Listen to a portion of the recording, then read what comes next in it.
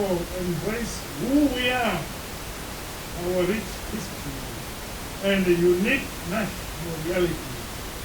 This is how we honor the heroes we celebrate today. My fellow Zimbabweans, today's 41st Heroes Day anniversary celebration are being held in the midst of the COVID-19 pandemic environment. Regrettably, the pandemic has caused the loss of life of many of our loved ones, including some who were conferred with the status of national heroes in learning. Most recently, we lost the revered nationalist of failed legendary freedom fighter, Comrade Dane Weiner, who passed on 5th August 2021. May their souls rest in peace. In response to the pandemic, my government has instituted a robust national COVID-19 vaccination program. Lockdown measures, as well as provided the recovery and the stimulus package to mitigate the negative impacts of the pandemic on the economy and on livelihoods. Allow me to thank our brave frontline workers for their commitment and diligence in the provision of basic services during this period. On our part as citizens, there is need to remain vigilant by observing the World Health Organization public health guidelines and protocols, including maintaining social distance, sanitizing, and the wearing of masks. My government will continue providing vaccines, doses for free as we journey towards attaining herd immunity. We have broadened the vaccination inoculation centers to include private sector institutions. This should increase access and convenience to members of our public. My fellow countrymen and women, emboldened by our constitution and rich cultural heritage, new horizons for the empowerment of all categories of veterans of liberation struggle have been opened up. Hence, in their honor and to uphold their dignity, the Veterans of the Liberation Struggle Act, Chapter 1712, was enacted. The Act establishes the Veterans of the Liberation Struggle Fund, which, among other things, embarks on investments in various sectors of the economy on their behalf. To date, this has led to my launch of the Veterans of the Liberation Struggle Economic Empowerment Program and the vetting exercise. As we try to match the stature and the heroic achievement of our gallant heroes and heroines, the nomination and conferment for national honors and awards has been, for the first time, extended to civilians.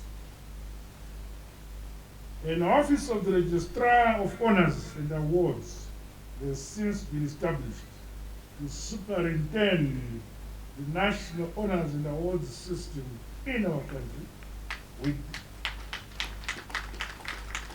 within the context of present and future national realities of our country.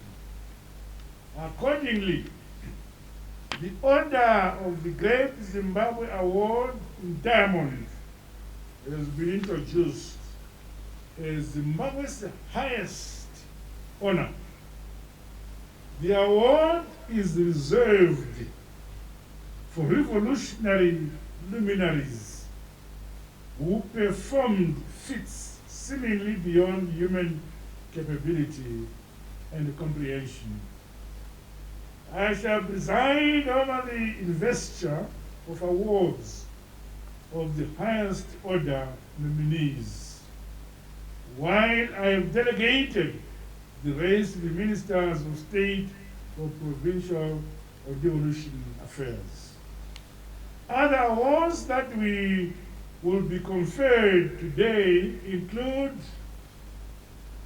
Grand Commander of the Zimbabwe Order of Merit, Grand Officer of the Zimbabwe Order of Merit, Order of Great Zimbabwe in Silver, Historical Legacy Award, Silver Cross of Zimbabwe, Jaros Jiri Humanitarian Award, and Order of the Star of Zimbabwe in Gold and Silver. The exceptional sacrifices made by some of our leaders with a view to extolling their motivational, epoch-defining feats and enduring attributes deserve immortalization. In this regard, awards have been created in their honor. The Robert Gabriel Mugabe Commendation Award for Outstanding Service Delivery in Human Capital Development will be awarded on the 21st of February each year. The Joshua Mkabuko Nyongolo Mkomo Commendation Award for Outstanding and Consistent Transformative Service in the promotion of national development, national unity, and national building will be awarded on the 19th of June each year. In the same token, the Herbert Chitepo Commendation Award for Outstanding and Excellent Service to the community in the field of justice will be awarded on an International Justice-related day. These various awards reaffirm our unique, diverse, resilient, and innovative character as the Zimbabwean people against all odds. Ladies and gentlemen, true to the culture and the work ethic of the Second Republic, we have made strides towards honoring the heroes and the heroines of the First and Second Chimurenga. The Mbuyane statue was erected and now towers over Harare's central business district. The memorialization of our liberation battle sites, shrines, and restriction camps is ongoing in various parts of our country. At the continental level, the construction of the Museum of African Liberation has started. The museum will ensure the documentation, protection, and preservation of the history of African liberation struggles and help the celebration of the continent's achievements. I once again express Zimbabwe's profound gratitude to the African people, the African Union, and other progressive nations and governments for supporting this landmark project. Ladies and gentlemen, comrades and friends, the best way to show appreciation for the supreme sacrifice paid by our heroes and heroines is to build the modern industrialized developed and prosperous society envisaged in the country's Vision 2030. This 2021 Heroes Day anniversary comes at a time when my government's economic reform program, guided by the National Development Strategy 1, is bearing fruit with unprecedented successes. Our economy is projected to grow by 7.8%, surpassing the 2021 national budget target of 7.4%. The resultant healthy public finances have allowed more resources to be channeled towards infrastructure development and rehabilitation, health and education, as well as a raft of social protection programs across the country. At the center of this positive performance is the agriculture sector, which is expected to grow by a remarkable 34%.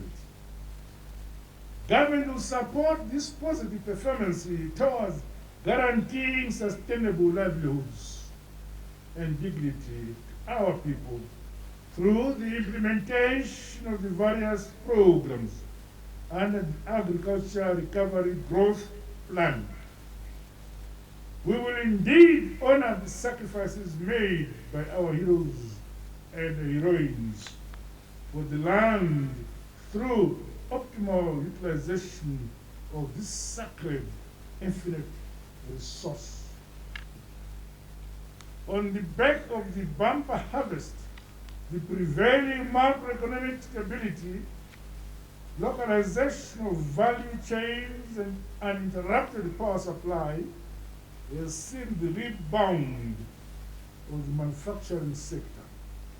These developments place our modernization and industrialization agenda on a firm footing. The performance of the mining sector is on track, as is expected to grow by 11% in 2021, buoyed by favorable international prices and expansion programs aimed at increasing production. My government is determined to facilitate this sector to go beyond exploration and extraction towards value addition and the marketing that guarantees optimal value for our mineral endowments. The Second Republic is implementing a vast array of infrastructure projects which are meant to create an enabling environment for socio-economic growth. I challenge our media and information sector industry, as well as the general public, to take a keen interest in these developments. We celebrate emerging heroes and heroines, young sons and daughters of Zimbabwe, who have accepted the mantle to build, develop, and modernize our country in these and other spheres. In line with dictates and requirements of the modern Zimbabwe we envision, energy self-sufficiency remains a priority. The completion of the multi-pronged energy-related projects are being accelerated. Currently, the country's roads are being attended to under the Emergency Road Rehabilitation Program, which is funded by government. Tremendous progress has also been achieved on the Harare-Masvingo Bridge Highway. My fellow countrymen and women, in honor of all heroes and heroines who came from all parts of the country, the Second Republic is striving to unity. Honorable ministers, leaders, of opposition parties here present,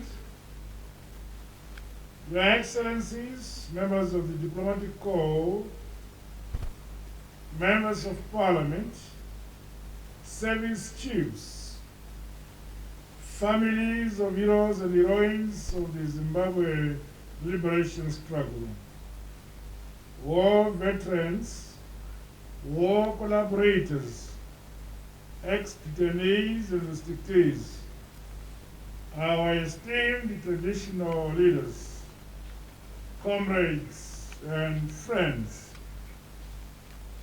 It is my singular honor and privilege to address those here gathered and the nation at large on this annual occasion where we remember our departed comrades, brothers and sisters, mothers and fathers who took the fate of this nation into their hands. These are the brave warriors who went to war and they paid the ultimate sacrifice in order to liberate our great country, Zimbabwe. They took a pledge to perish rather than yield to a brutal and oppressive colonial settler system, so that today we may live in happiness, freedom, independence, and prosperity in our country. It is to them that today we pay this sacred homage of remembrance. As we do so, we accept the responsibility of stewardship over the rich national wealth that they bequeathed to us. As a nation, we remain forever emboldened and inspired by the devotion and patriotism of these selfless men and women to build an inclusive, equitable, and prosperous society encapsulated in our Vision 2030. The warrior spirit that runs through our national bloodline must invoke within us the richest desire and resolve to claim our destiny of national development, growth, and prosperity. Our collective trait as a hard-working and honest people must be deployed at all levels and in all sections of our society. These should also engender innovation, build resilience, and ultimately lead to the realization of a developed, modern, and prosperous Zimbabwe. Our country is a constitutional democracy. We will continue to project this as we entrench justice, fairness, and equity, which were rallying aspirations during the protracted armed liberation struggle. The development of our nation should never be deterred or retarded by those bent on derailing the gains recorded since the advent of the Second Republic. With wisdom, courage, and boldness, let us stand firm against that which seeks to harm our national character, our culture, and institutions. In this regard, it is incumbent on us who remain to be the torchbearers and emerge as new heroes and heroines, guided by the ethos of our forebears, who laid the firm foundation our country's development, freedom and independence.